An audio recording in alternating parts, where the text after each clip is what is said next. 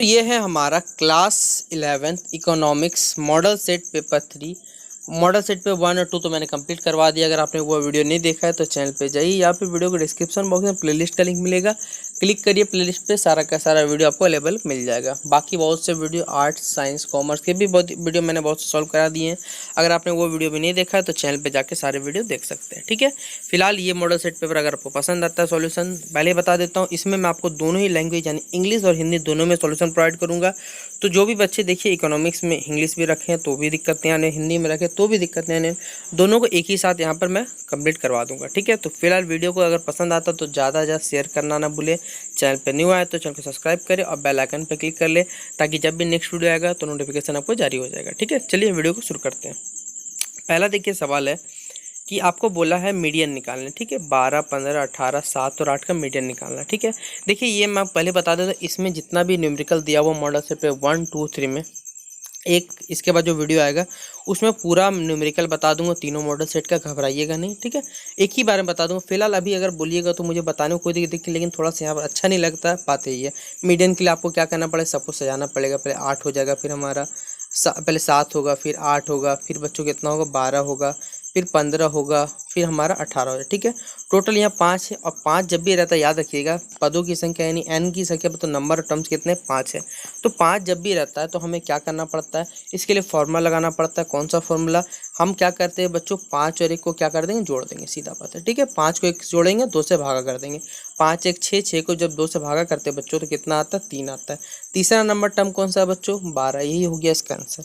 अगर नहीं आता तो दूसरा तरीका क्या कर सकते हैं, मोस्टली आप क्या करिए सबको जोड़ दीजिए। तो आप बोलिए इसे कैसे जोड़े, तो 8 7 15 होता है हमारा। ठीक है, 15 15 30 होता है, 30 और 12 बच्चों 42 होता है, 42 और जोड़िए 60 होता है। 60 को अगर आप लोग 5 टर्म से भागा करिए तब भी 12, यानी माध्यिका मतलब ये तो बच्चों जो टर्म बीच में होता है, तो 12 इसका सही जवाब होगा। आप इसको पहले आरोही क्रम या फिर अवरोही क्रम, जिसे आप इंग्लिश में असेंडिंग और डिसेंडिंग ऑर्डर कहा जाता है। ठीक है, अपने हिसाब से सजा लीजिएगा, बाकी मैं आपको बोर्ड में बता दूंगा तो आपको ज़्यादा क्लियर समझ में आएगा। ठीक है, बाकी है हमारा कि अगला क्वेश्चन है प्रमाप विचलन, या फिर बच्चों कह सकते हैं इसे मानक विचलन में कहा जाता है, स्टैंडर्ड डेविएशन इंग्लिश में कहा जाता है। फिर अगला हमारा डिफाइन प्राइस इंडेक्स रेशियो, यहाँ पे कीमत सूचकांक परिभाषित कीजिए। फिर हमारा है poverty line India on the basis of minimum calorie intake, या फिर न्यूनतम कैलोरी उपभोग के अनुसार भारत में निरंतरता रेखा को परिभाषित करना है। फिर भारत में नारी शिक्षा को प्रोत्साहन देने का कोई कारण बताइए, in mention any one reason to promote girls education in India. फिर कुटुम्बश्री क्या है बच्चों, ये हमें बताना है, इंग्लिश इन दोनों में ही लिखा हुआ है। चीन के सुधार में फिर 7वां सवाल है कि प्रारंभिक चरण में किन क्षेत्रों में सुधार किए गए, और in which sectors reform we are done in the initial form of China. ठीक है, टोटल 7 सवाल दिए, 7 में से आपको 6 का जवाब बताओ। एक तो मैंने आपको ओरली यहीं बता दिया, 6 सवालों का जवाब बताता हूँ, आपको जो अच्छा 5 को लगे आप लोग नोट डाउन कर सकते हैं। एक जरूरी बात बता दो बच्चों, आप लोग वीडियो को क्या करते हैं, स्किप कर देते हैं। ठीक है, स्किप करके देखते हैं। बहुत से वीडियो बच्चों को पूरे अगर 12 से 15 मिनट का मैं वीडियो बनाता हूँ तो आप लोग क्या करते हैं पता है, सिर्फ 1.5 या 2 मिनट देखते हैं। अगर आप लोगों को नहीं देखना है वीडियो तो भी कमेंट बॉक्स में बता दिए सर हमें नहीं देखना है वीडियो, मैं पूरा एकदम बता देता हूँ।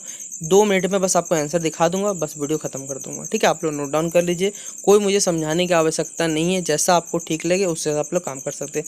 बाकी एग्जाम में क्वेश्चन घुमा के पूछ देगा, फंस जाइएगा, तब आपको लगेगा कि मेरी बात ही सर ने बताया था लेकिन आपने बात नहीं सुनी। ठीक है, तो बाकी आप लोग वीडियो स्किप कर सकते हैं, बाकी आप लोग जैसी मर्जी, कमेंट बॉक्स ओपन है, कमेंट बॉक्स में अपना जो भी आपका राय है अपना कमेंट बॉक्स में जरूर रखें। ठीक है, देखिए पहला सवाल हमारा मतलब सेकंड नंबर सवाल का आंसर है कि प्रमाप विचलन का अर्थ होता है कि प्रमाप विचलन किसी श्रेणी के विभिन्न पदों के समांतर माध्य से विचलनों के वर्गों के समांतर माध्य क्या होता है, वर्गमूल बताया जाता है। यहाँ पे सीधा कह सकते हैं स्टैंडर्ड डेविएशन जो होता है वो स्क्वायर रूट वेरिएंस, जो हमारा वेरिएंस होता है उसका स्क्वायर रूट होता है। ठीक है, फिर अगला हमारा कीमत सूचकांक कुछ वस्तु की कीमतों की माप करता है जिनमें उसकी तुलना संभव हो पाती है। फिर a price index is the normalized average of price relative for a given class of goods और services in a given region during a given interval of time. फिर अगला सवाल चौथा नंबर सवाल है कि गरीब लोगों की पहचान के लिए भारत में इसी मापदंड को अपनाया गया। इस संदर्भ में योजना आयोग द्वारा प्रतिदिन के हिसाब से आवश्यक आहार की न्यूनतम ग्रामीण क्षेत्रों के लिए 2400 कैलोरी और शहरी क्षेत्रों के लिए 2100 कैलोरी निर्धारित की गई है। इंग्लिश में लिखा हुआ है in India defining a poverty line has been a controversial issue especially since mid 1970 when the first such poverty line was created by the erstwhile planning commission. It was based on minimum daily requirement of 2400 and 2100 calorie for an adult in rural and urban areas respectively. ठीक है, फिर अगला सवाल है हमारा कि महिलाओं को शिक्षित करने भारत में कई सामाजिक बुराइयां जैसे दहेज हो गया, प्रथा, कन्या भ्रूण हत्या और कार्यस्थल पर उत्पीड़न आदि को दूर करने के लिए क्या होती है, ये कुंजी साबित, ताकि महिलाओं को ज़्यादा शिक्षा दे सके। तो education saves and improves the lives of girls and women, ultimately leading to more equitable development, stronger families, better services and better child health। ठीक है। फिर अगला देखिए क्या, कुटुंब श्री केरल सरकार के राज्य गरीबी उन्मूलन मिशन, जिससे SPM द्वारा कार्यान्वित गरीबी उन्मूलन में माफ करिएगा, थोड़ा सा गला बैठ गया था। देखिए लिखा हुआ है, Kudumbashree is the poverty eradication and women empowerment programme implement by the state poverty eradication mission यानी SPM of the government of Kerala. ठीक है। फिर अगला सवाल 7वां नंबर सवाल का आंसर है कि चीन अपनी अर्थव्यवस्था में सुधार के लिए पहले इस बात को तय किया कि कहाँ विदेशी निवेश लगाना और कहाँ नहीं लगाना। ठीक, इसके लिए उन्होंने विशेष आर्थिक क्षेत्र का निर्माण किया। विशेष आर्थिक क्षेत्र के लिए चीन ने दक्षिणी तटीय प्रांतों को चुना। चुनाव डांग शॉपिंग ने कम्युनिस्ट समाजवादी राजनीतिक माहौल में ठोस बदलाव की नींव रखी। फिर Deng's first reform began agriculture, a sector long mismanaged by the Chinese Communist party.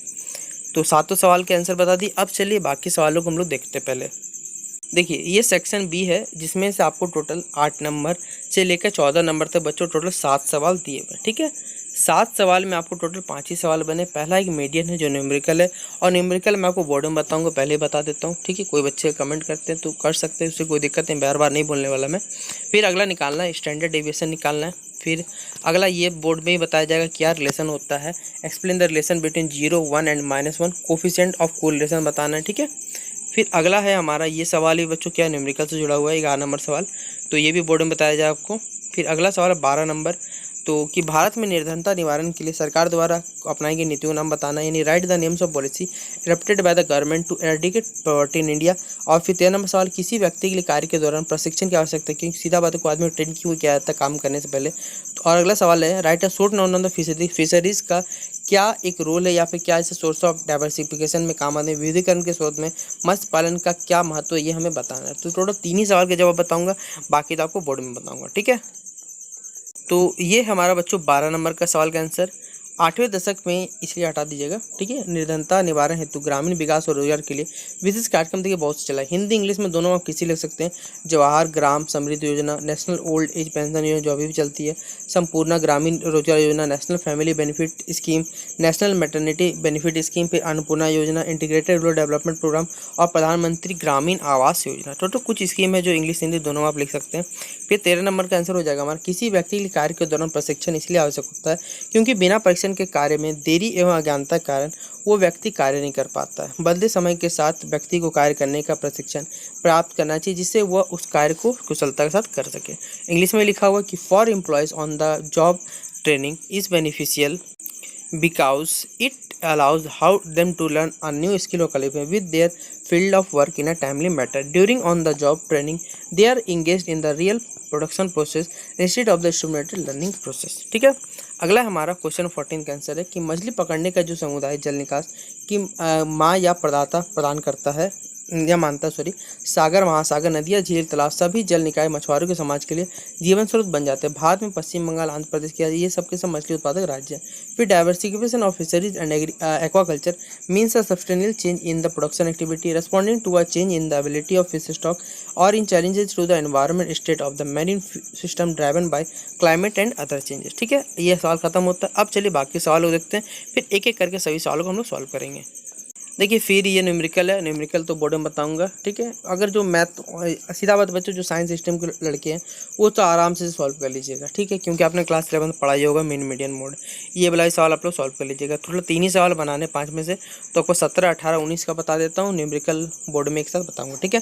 पहला सवाल जिसमें निर्धनता निवारण सरकार की समृद्धि आधारित रणनीति की व्याख्या करें और किसी विपणन से आप क्या समझते हैं, भारत में किसी विपणन प्रक्रिया को बाधाओं को लिखिए। और अगला हमारा भारत को भूक्षय में उत्तरदायी कार्यों की व्याख्या करें, explain the function of environment. ठीक है।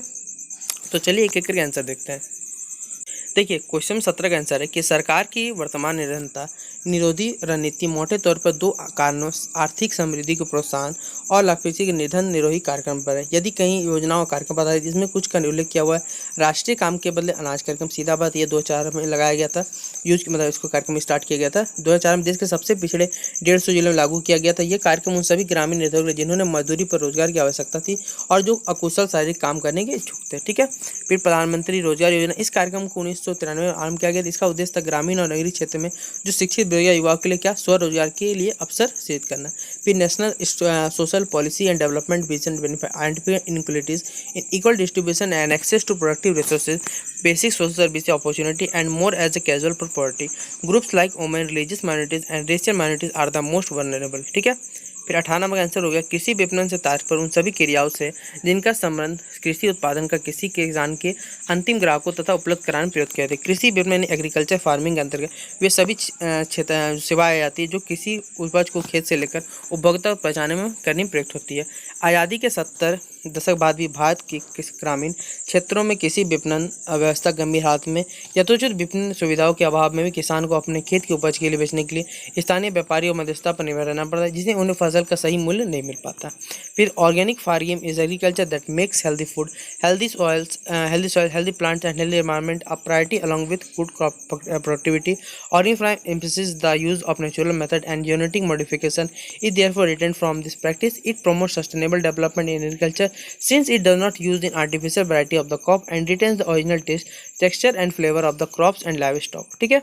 अगला हमारा भारत में भूक्षय के लिए उत्तरदायी 6 कारक है।